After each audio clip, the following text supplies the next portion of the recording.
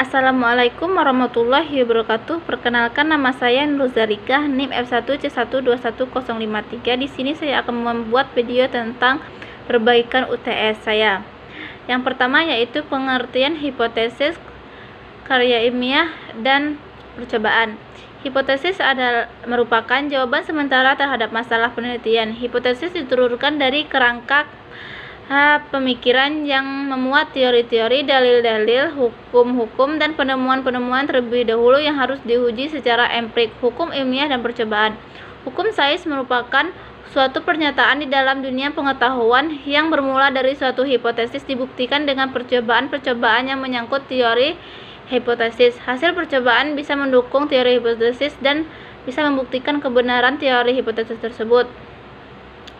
Yang kedua yaitu warna biru sinar. Larutan biru 3 gram glukosa dalam 100 ml KOH 0,5 meter dan 10 ml larutan biru metal 0,1 gram ada di dalam labu fluorescent tertutup kapasitas 1000 ml. Angkatlah dabu dan kocok 1 kali dengan ibu jari. Tetap memegangi tutup. Ulangi pengocokan 2 kali sampai 3 kali. 3. Reaksi penguraian KClO3 beserta pasal dan fungsi MnO3. Persen hasil reaksi.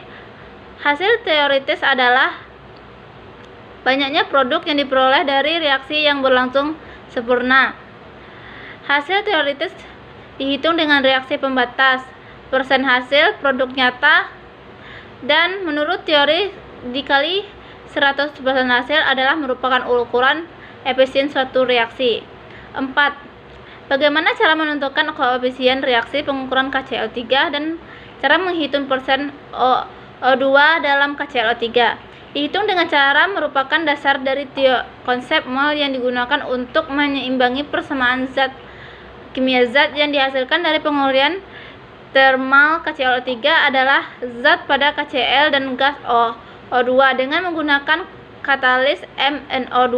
Untuk menentukan stoikiometri pada reaksi ini, Anda perlu memperoleh jumlah mol CO2 yang dibebaskan yang dapat dihitung dari gas, sehingga diperlukan informasi tentang tekanan, volume, dan suhu dari gas oksigen. Karena volume oksigen dihasilkan diukur dengan cara pemindahan air. Setiap air juga akan ada dalam gas percobaan ini dirancang sedemikian sehingga tekanan total oksigen dari air dapat Anda ukur barometer. Kedua yaitu pertama, unsur-unsur apa yang saja yang termasuk golongan alkali tanah, dan halida.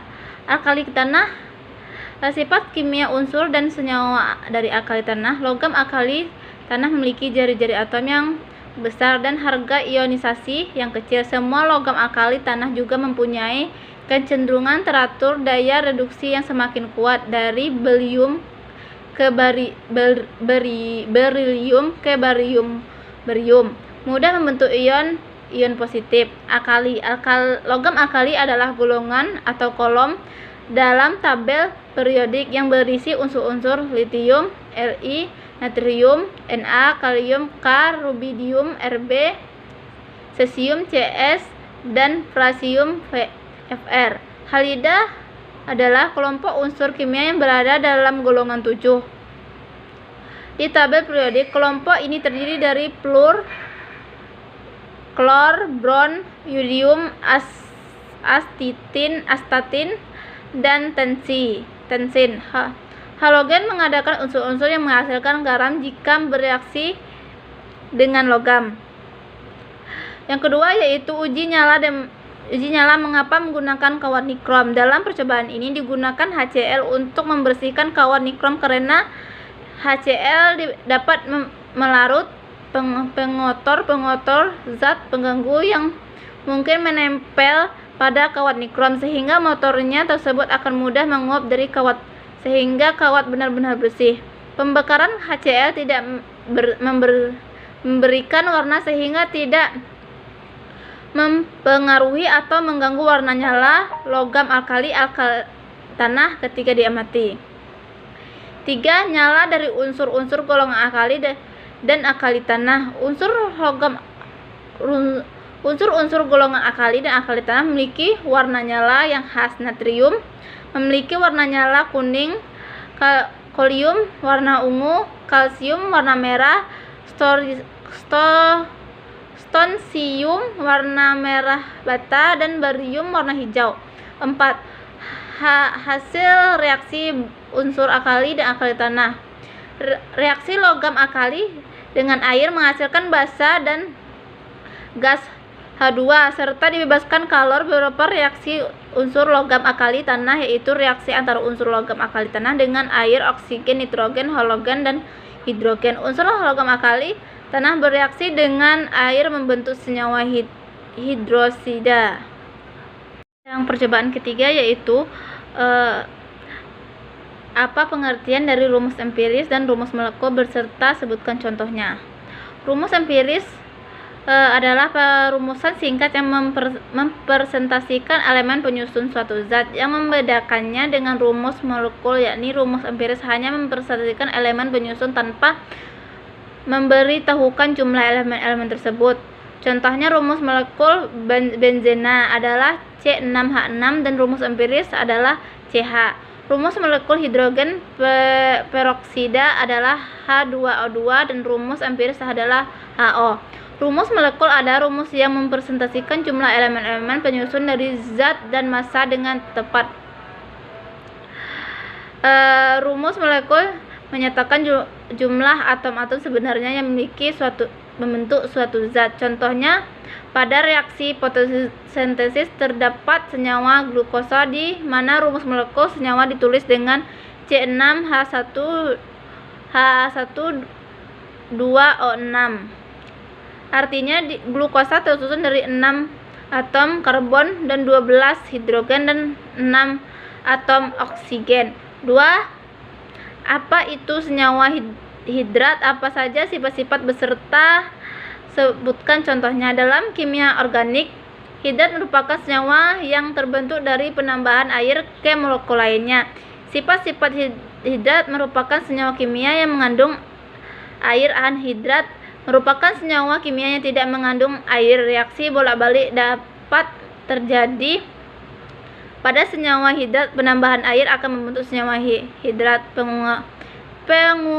Pengurangannya air akan membentuk senyawa anhidrat. Contohnya, senyawa yang mengandung air kristal disebut senyawa hidrat, sedangkan senyawa yang tidak mengandung air kristal disebut dengan senyawa anhidrat.